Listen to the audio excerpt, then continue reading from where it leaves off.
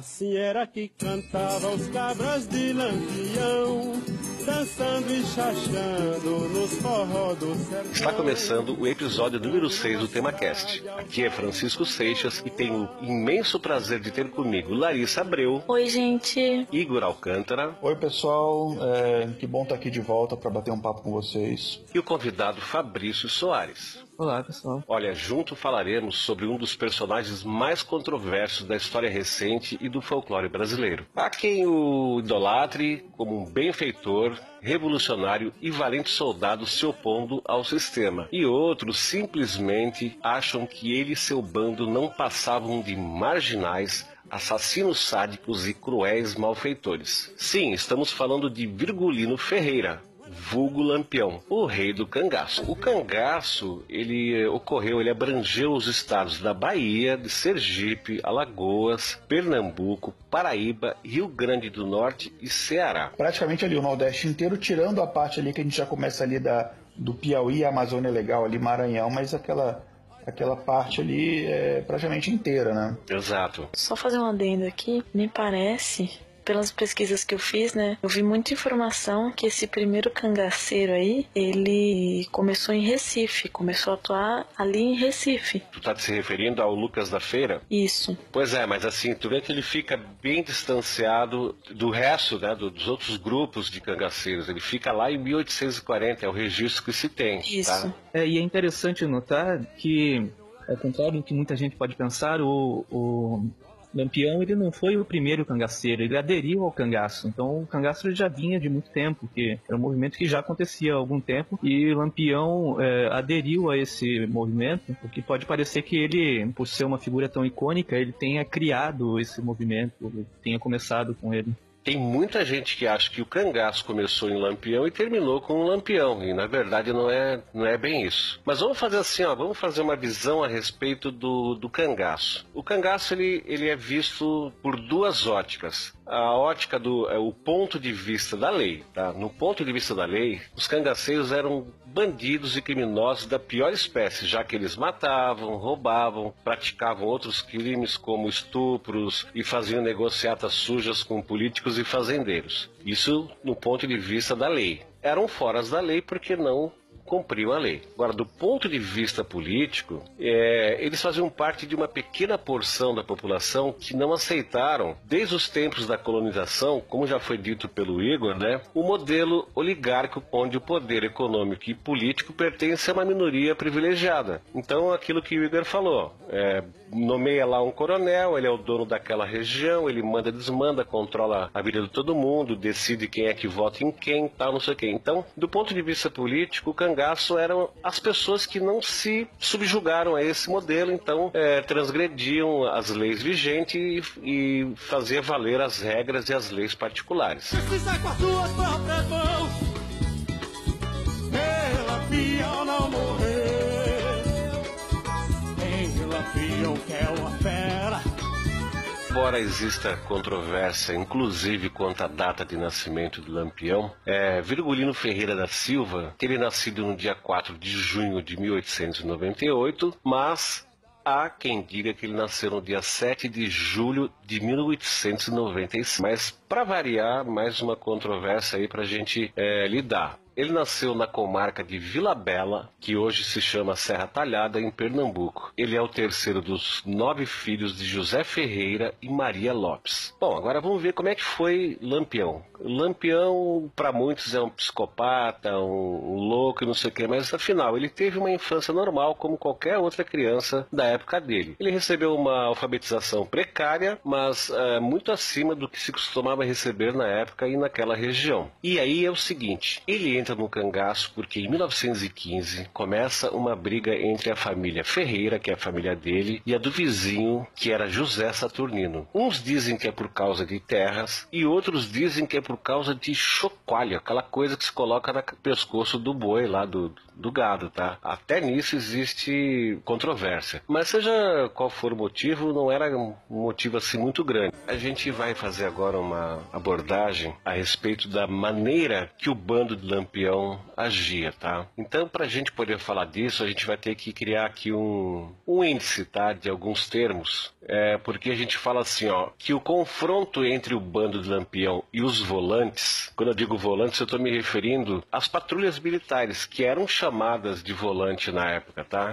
O confronto entre o bando e os volantes se dava através de batalhas com armas de fogo de todo tipo possível na época. E muito embora tenha gente que possa pensar assim, pois é, então o cara usava o quê? Uma coisa antiga, o pessoal perde meio noção. Não, a gente está falando dos anos 20, então já existia arma de fogo e não era aqueles bacamarte. Até existia bacamarte, aquelas espingardas antigonas, mas a coisa chegava a ter inclusive submetralhadora na jogada. A gente está falando aí pós Primeira Guerra Mundial, então, quer dizer, exatamente, a indústria bélica tinha se desenvolvido. Fora do campo de batalha, a coisa ocorria num ritual meio macabro. Eles tinham na cintura um punhal que às vezes chegava a ter 80 centímetros de comprimento. Esse punhal era enfiado com um golpe certeiro na base da clavícula, que é a popular saboneteira, né? Esse vaziozinho que a gente tem aqui abaixo do pescoço. E a lâmina cortava a carne, cortava artérias, perfurava o pulmão, passava pelo coração e quando era retirada era um festival de sangue, era um esguicho espetacular. E com isso era um policial um dedo duro a menos na caatinga, né? E um morto a mais na contabilidade do cangaço. Isso era uma das formas dele matar, né? Porque eu fiquei sabendo que era tortura, né? Não, assim, é que além disso, quando eles não matavam, eles faziam questão de ferir, de mutilar, deixar cicatrizes visíveis, para que as marcas da violência servissem de exemplo. Eles desenhavam com faca feridas profundas em forma de cruz na testa dos homens e até desfiguravam o rosto e partes íntimas das mulheres com aquele ferro de marcar gado. Entendeu? Então tinha uma nuance de sadismo e de crueldade, Sim. segundo esse relato. Então eu já vi relatos de que ele já chegou a arrancar olhos, sabe? De pessoas lá que ele ia matar, mas aí não matou. Simplesmente arrancou um olho e deixou o cara sem um olho. O cara morreu depois, acho que por sangrar, né? Mas o Lampião deixou ele ali na caatinga e levou o olho embora pra mostrar pro resto do bando, sabe? Era uma forma de intimidação, né? Era uma forma pôr medo, das né? outras pessoas saberem exatamente, olha, ele faz isso, então eu não vou me meter a besta. Até por isso os volantes, quando eles fugiam tão desesperados, que eles sabiam, cara, se me pegarem, tô ralado. Aquilo dali que me espera. A gente poderia citar assim, por exemplo, que eles eram habituados a viver na caatinga. Então eles não eram uma presa fácil para os volantes, né, para a polícia. E principalmente quando se tratava de unidades que eram deslocadas das grandes cidades com a missão de combater, né, lá no meio da caatinga. Uma das maiores dificuldades de enfrentar os cangaceiros era de que preferiam ataques rápidos e ferozes, que é aquilo lá que a gente já falou. Sim. Eles faziam emboscada, ia lá, davam um recado e um abraço, o que acabava surpreendendo o adversário, né? Eles também não tinham qualquer cerimônia em cair fora, fugir, se eles julgassem que eles estavam em desvantagem, que eles estavam acuados, entendeu? Táticas de guerrilha, né? Então esse negócio assim, mas você vai ser chamado de covarde, eles estavam cagando litros para isso. Foi o que aconteceu em Mossoró, inclusive. Sim, no Rio Grande do Norte, ele foi o único lugar que ele tentou chegar e guerrear lá e caiu fora porque a chapa esquentou pro lado dele. Né? Foi só em 1927, esse caso ficou famoso, né, que eles tentaram, foi uma tentativa ousada, né, que era uma cidade maior os padrões das cidades que eles atacavam. Na Mossoró, na época, tinha mais ou menos 25 mil pessoas. E aí, sabendo que eles não iam conseguir tomar a cidade facilmente, né, eles chegaram inclusive a fazer uma proposta ao prefeito da cidade, falou, você paga pra gente aí 400 contos de réis e a gente deixa vocês em paz. Aí o prefeito falou, a gente tem esse dinheiro assim, só que tá aqui, vem buscar. Enfim, e aí no final eles não conseguiram, eles tentaram invadir, mas a população se entrincheirou na cidade e conseguiu expulsar o bando de Lampião, enfim, eles conseguiram fugir.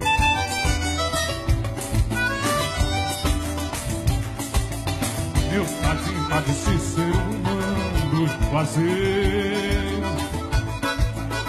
Diga aí ao cangaceiro, virgulino, Lampião. Então a gente sabe que Lampião não podia ver uma câmera fotográfica, nem Lampião, nem o bando, né? Que eles já posavam, ficavam ali durinhos, porque eles eram bem vaidosos, isso todo mundo admite. Mas acontece que, diferente dos filmes que foram produzidos pela indústria cinematográfica, né, a respeito da vida do cangaço, da vida de Lampião, de Corisco, enfim, existe um filme de Lampião feito junto ao bando. Tá? Teve um cidadão chamado Benjamin Abrão, que era um libanês radicado aqui no Brasil e que acabou se tornando secretário do padre Cícero. Então, como o Lampião venerava, né, o padre Cícero, o santo padinho Padre Cício, né, como era chamado lá no Nordeste, com a intermediação do padre Cícero, ele conseguiu que esse Benjamin Abraão se juntasse ao bando de Lampião por 2 meses e fizesse filmagens junto ao grupo, porque ele tinha interesse em fazer esse documentário. Esse documentário, produzido pelo Benjamin Abraão, ele foi caçado, né, durante o Estado Novo, e hoje a gente encontra aí um fragmento dele de aproximadamente uns 14, 15 minutos. 1938, ou seja, Lampião entrou no cangaço em 1920, né? Acho que foi isso, né, Igor? Sim, 1920, isso. Então, no dia 27 de julho de 38, o bando de Lampião acampou numa fazenda chamada Angicos, que ficava situada no sertão de Sergipe. Ao fato de que um coiteiro de Lampião, Pedro de Cândida, ele acabou revelando sob tortura onde o Lampião e seu bando se encontravam. O cenário foi assim, ó, o fogo cerrado da volante que atacou Lampião lá na fazenda de Angicos durou aproximadamente 15 minutos só. E Lampião teria tombado em primeiro lugar. A Maria Bonita foi abatida logo em seguida. Fato Lampião. Ele foi o primeiro a ser morto. A Maria Bonita, me parece que foi, vendo ele cair, foi lá para socorrê-lo e acabou também sendo baleada. O bando foi apanhado de surpresa e muitos dos 39 cangaceiros, 39 segundo algumas fontes, tá, gente? Segundo outras eram 34. Não é que a gente esteja falando errado, a gente faz uma opção. Então, eles foram apanhados de surpresa e muitos dos 39 cangaceiros que se refugiavam na grota ainda estavam dormindo, porque era 5 horas da manhã. Desses 39, 9 morreram na emboscada e o restante conseguiu fugir. Aí, em seguida, iniciou-se um processo de decapitação dos que morreram. Mas sabe, Francisco, é interessante notar porque a emboscada foi feita de maneira tão precisa que aconteceu algo que era incomum nos combates entre os cangaceiros e as volantes, que houve apenas uma baixa das volantes. Do Lampião era estar aguardando a volante. Por isso que a gente falou antes que eles sempre usavam a tática da emboscada. Nesse caso, eles estavam relaxados, dormindo. Eles estavam longe do armamento deles, né? Estavam desarmados, estavam a maioria dormindo. Só Lampião que foi lá fazer um xixi no canto, sei lá o quê, e foi morto.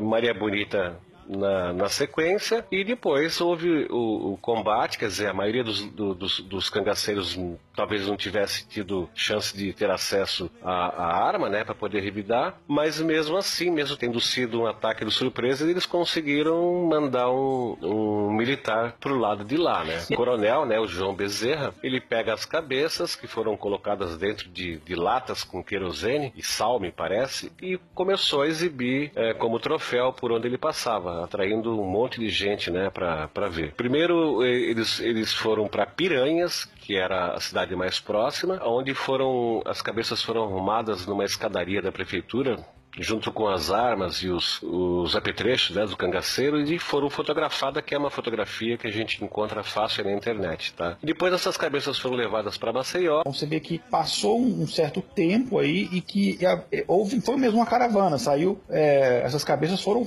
passeando de cidade em cidade, como o Seixas comentou aqui, ela foi passeando de cidade em cidade, sendo exposta como se fosse um circo de horrores, e as pessoas se amontoavam ali para ver aquilo dali. Então foi uma coisa horrenda mesmo. E diziam que o fato deles terem decapitado os mortos é porque os corpos eram muito pesados para ser carregados e tal, mas a gente sabe que eles precisavam de uma prova que tinha realmente matado o Lampião. Acho que era uma condição, né, que foi imposta, que tipo, eu quero a cabeça deles aqui na minha mão. E depois disso, né, depois desse roteiro todo que foi feito com essas cabeças, elas foram expostas durante 30 anos no Museu do Instituto Nina Rodrigues, em Salvador, na Bahia. E somente no dia 6 de fevereiro de 69 é que essas cabeças foram sepultadas lá na Bahia também, em Salvador. Essa é a história de Lampião contada bem rapidamente.